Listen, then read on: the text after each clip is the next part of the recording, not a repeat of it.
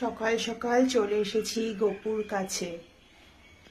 Good morning Gopu, উঠে পড়ো। তিন ভাইয়ে একসাথে কত সুন্দর করে ঘুমিয়ে রয়েছে। ছোট্ট দুই ভাইকে আগে তুলে নিই।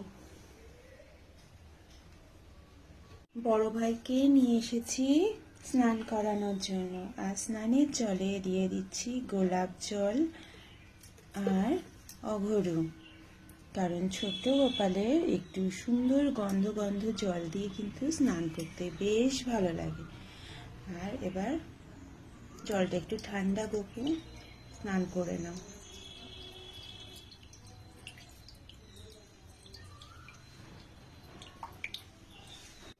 বসিয়ে দিলাম গোপুকে স্নান করিয়ে। এবার গোপুকে একটু আতর দিয়ে দিচ্ছি, কারণ একটু গা দিয়ে এত সুন্দর সুন্দর গন্ধ বেরোলে ভালো লাগে। গয়না পরিয়ে এবার ছোট দুই ভাইকে স্নান করিয়ে দিচ্ছি। আমার ঘরে এই তিন গোপালের আসার কি কারণ আছে জানো? তোমরা হয়তো অনেকেই জানো না।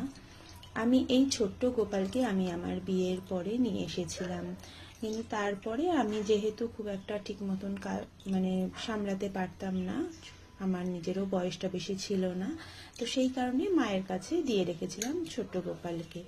তারপরে ধীরে ধীরে আমারও বয়স হয়, তখন আমার গোপালের জন্য মনটা খারাপ লাগে, কিন্তু মায়ের কাছ থেকে আর গোপাল নিয়ে যাইনি।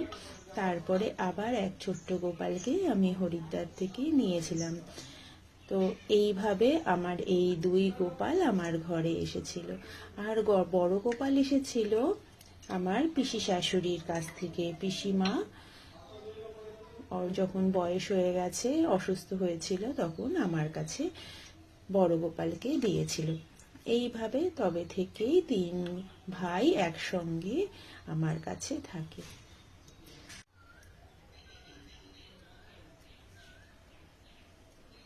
এবার গোপুর কাছে বিস্কুট দিয়ে সকালবেলাটা আমি পুজো দিই, বিস্কুট আর জল।